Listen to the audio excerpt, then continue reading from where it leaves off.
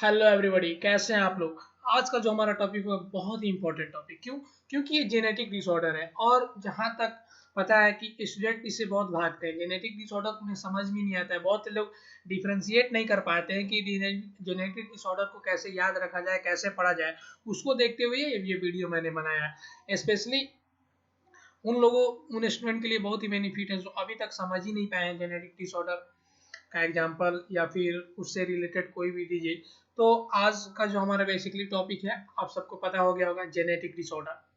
बहुत ही important topic. तो ये आपको पता होना चाहिए कि क्लास 12 का बायोलॉजी का जो इनहेरिटेंस वेरिएशन जो चैप्टर है हमारा, उसका है। तो देखिए, सबसे पहले जो जेनेटिक डिसऑर्डर है उसको होता है एक मेंडेलियन डिसऑर्डर। ठीक है, अब देखिए, एक मेंडल साहब थे, उनका मेंडेलियन डिसऑर्डर था। तो मेंडेलियन डिसऑर्डर बेसिकली दो प्रकार के होते हैं। ठीक है, एक होता है हमारा मेंडेलियन डिसऑर्डर, ठीक है, और एक होता है क्रोमोजोमल डिसऑर्डर। ठीक है, अब ये दो प्रकार हो गए, मेंडेलियन डिसऑर्डर, क्रोमोजोमल डिसऑर्डर। ठीक है, तो अब देखिए कि सबसे पहले हम कवर करेंगे मेंडेलियन डिसऑर्डर को। ठीक है, तो मेंडेलियन डिसऑर्डर में सबसे पहला हमारा बीमारी आता है कलर ब्लाइंडनेस। ठीक है, उसके बाद आता है haemophilia, sickle cell anaemia, phenylketonuria, thalassaemia. ठीक है दोस्तों, ये 5 बीमारियां हैं जो कि आपको मेंडेलियन डिसऑर्डर में इंक्लूडेड है। क्लियर हो गया। बहुत से लोगों को यही नहीं याद होता है कि मेंडेलियन डिसऑर्डर में कौन कौन सी बीमारी है।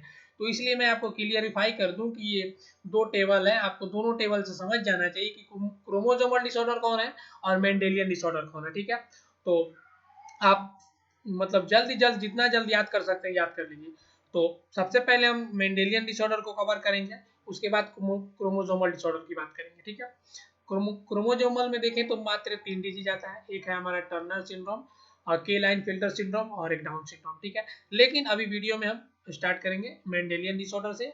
सबसे पहले कलर ब्लाइंडनेस को देखेंगे। देखिए, कलर ब्लाइंडनेस जो बीमारी होती है, ये एक ऐसी बीमारी है जिस बीमारी में जब ये होती है बीमारी, तो इसमें क्या होता है कि रेड और ग्रीन कलर में आप डिफरेंशिएट नहीं कर सकते हो। क्या कहा मैंने, इस पे आप फोकस करो कि जब ये बीमारी कभी होगी आपको, या नहीं हो तो बहुत अच्छी बात है, किसी को ना हो, लेकिन जब भी कभी ये बीमारी होगी तो ये बीमारी में क्या होता है कि कलर का डिफरेंशिएट नहीं कर पाते हैं लोग।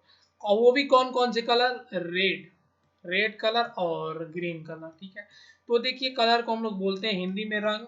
और रंग में जब आप लिखिएगा RANG रंग, तो बड़ा वाला कैपिटल, ये याद करने का मैं तरीका बता रहा हूँ ताकि आप भूले नहीं। तो बड़ा वाला जो कैपिटल लेटर से R को प्रेजेंट करते हैं, और फिर कैपिटल से G, मतलब आपको रंग, अगर आप भूल जाए कलर ब्लाइंडनेस क्या है, तो कलर का हिंदी में लिखे RANG रंग। ठीक है, और देखें कि फर्स्ट और लास्ट लेटर क्या है, तो फर्स्ट और लास्ट लेटर से first letter R, that is basically red, and second one that is green। तो ये कलर ब्लाइंडनेस था, बहुत इजी। आप आई होप क्लियर हो गया। अब बात करेंगे हीमोफीलिया के बारे में। दोस्तों, एक बात आप बताइए, हीम मीन्स होता है ब्लड, ठीक है, और फिलिया मीन्स होता है लव। ठीक है, तो आपको एक बात मैं बताऊं, ये सब कोई जानता है कि जो जिससे जितना ज्यादा प्यार करता है उतना ही ज्यादा दूर जाता है। क्या कहा मैंने, जो जिससे ज्यादा जितना प्यार करता है उतना ही ज्यादा दूर जाता है। ठीक है, तो ब्लड जो है, हीमोफीलिया मतलब ब्लड का लव है, हीम का लव है फिलिया। ठीक है, तो जब ये बीमारी आपको होगा तो क्या होगा इसमें कि क्लॉटिंग फैक्टर जो हमारे होते हैं, जब आपको कभी सिंपल कट लग जाती है, तो क्या होता है कि जब आपको कभी भी सिंपल कट लगती है तो नॉन ब्लीडिंग स्टॉप हो गया। मतलब कि खून जो है, ब्लड जो है आपका टपाटप टपाटप ये फ्लो करता रहेगा, मतलब स्टॉप नहीं होगा। क्यों नहीं होगा, क्योंकि एक प्रोटीन होता है जो कि पार्ट ऑफ कैस्केड प्रोटीन होता है, इन्वॉल्व होता है clotting of blood is defect. अब क्या मैं बोला ना पहले ही, जो जिससे ज्यादा जितना ही लव करता है उतना ही ज्यादा दूर जाता है। तो इस कहानी में हुआ क्या कि ब्लड से, समझ रहे हैं आप, क्लॉटिंग फैक्टर दूर चला गया है, मतलब क्लॉटिंग फैक्टर मिसेड है, सिंगल प्रोटीन मिसेड है, इसीलिए आपको हीमोफीलिया हुआ। ठीक है, अब आगे सिकल सेल एनीमिया की बात करते हैं। तो sickle cell anaemia is basically, इसमें क्या करता है कि आप सभी को मालूम होगा कि जो हीमोग्लोबिन होता है और ऑक्सीजन होता है, कैरी करता है, और उसको कैरी किया जाता है किनके द्वारा, RBC के द्वारा। ठीक है, कैरी किया जाता है हीमोग्लोबिन और ऑक्सीजन को, कैरी कौन करता है, RBC करता है। अब देखिए यहाँ पे मेन पॉइंट क्या है कि आरबीसी का नॉर्मल कौन कौन सा शेप होता है, आपने पढ़ा है शेप 11th क्लास में भी आपने पढ़ा होगा कि बाइकॉनकेव शेप का होता है, ठीक है। लेकिन ये बाइकॉनकेव शेप का होता है, क्यों होता है, ताकि आप नोट्स पे फोकस करें ताकि आपको और भी क्लियरिफाई हो कि ये क्यों होता है बाइकॉनकेव शेप, ताकि ये इजीली कैरी कर सके, ज्यादा से ज्यादा कैरी कर सके हीमोग्लोबिन के और ऑक्सीजन को, ठीक है। बट सिकल सेल एनीमिया के केस में क्या होता है दोस्तों, आरबीसी का शेप ही चेंज हो जाता है। किस शेप में हो जाता है, सिकल शेप में हो जाता है। डेट्स वाई इसका नाम जो रखा गया है सिकल सेल एनीमिया रखा गया, ठीक है। तो इसमें क्या होता है कि देखा आपने कैसे आरबीसी का जो शेप था बाइकॉनकेव शेप था, लेकिन क्या हुआ जब ये डिजीज आप होंगे आपको, तो क्या होगा कि आपके जो आरबीसी के शेप है उनके शेप जो है चेंज हो जाएगा। वो किस तरह का हो जाएगा, सिक्कल हो जाएगा, सिक्कल शेप का हो जाएगा, ठीक है। अब अब क्या होता है कि इसमें क्या होता है बेसिकली, देखिए सब्स्टिट्यूशन होता है। एक अब ये क्यों शेप ऐसा होता है कि एक ग्लूटामिक एसिड होता है, ठीक है ना।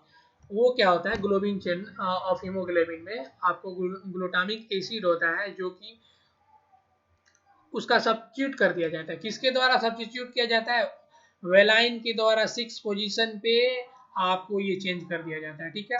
तो आपने देखा कि मतलब ग्लूटामिक एसिड को कौन हटा रहा है, कौन सब्स्टिट्यूट कर रहा है, वेलाइन कर रहा है, कितने पोजीशन पे कर रहा है, 6 पोजीशन पे कर रहा है।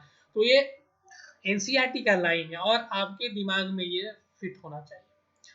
अब ये देखिए फिनाइल कीटोनूरिया, अब जिस भी वर्ड के लास्ट में यूरिया लग जाए मतलब कि उससे क्या हो रहा है कि आप ब्लड में यूरिन पास आउट हो रहा है। जिस भी वर्ड में आपको यूरिया लग जाए आपको समझ जाना चाहिए कि ये यूरिन में पास हो रहा है, ठीक है।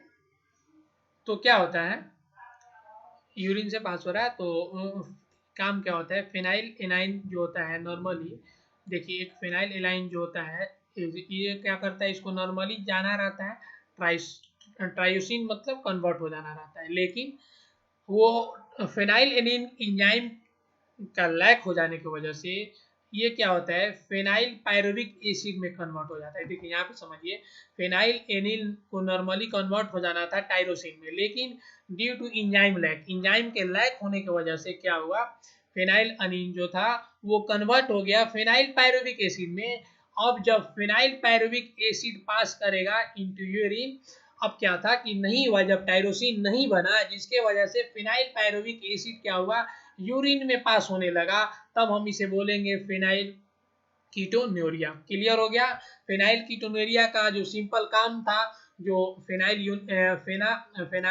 लाइन जो था उसको नॉर्मली हो जाना था टायरोसिन में, लेकिन वो टायरोसिन में ना होके फिनाइल पायरुविक एसिड में हुआ, जिसके कारण से आपको फिनाइल पायरुविक एसिड आपके यूरिन में पास करने लगा, तो ये हो गया फिनाइल कीटोनूरिया। अब देखिए थैलेसेमिया की बात करते हैं हम, ठीक है। थैलेसेमिया, ठीक है ना। अब क्या होगा थैलेसेमिया में जो लेस सिंथेसिस चैन इन हीमोग्लोबिन, हीमोग्लोबिन में चैन का हीमोग्लोबिन में चैन का सिंथेसिस कम होगा, ठीक है, उसे हम कहते हैं थैलेसेमिया, ठीक है। तो आप इसे समझिए ना कि थैलेसेमिया जिसे भी हुआ उसके हीमोग्लोबिन के जो चैन थे वो उसके चैन में कमी आ गई। अब देखिए क्या होता है, अगर अल्फा चेन की कमी है उसके में तब हम उसे बोलेंगे अल्फा थैलेसेमिया, ठीक है। अगर बीटा चेन की उसके में कमी है तो बोलेंगे बीटा थैलेसेमिया, ठीक है। यहाँ मिस वर्ड हो गया, आप इसे सही कर लेंगे। तो थैलेसेमिया कंप्लीट, नो डाउट। अब देखिए, अब ये हमारा, मैं आपको बोला था क्रोमोसोमल डिसऑर्डर पे हम लास्ट बात करेंगे।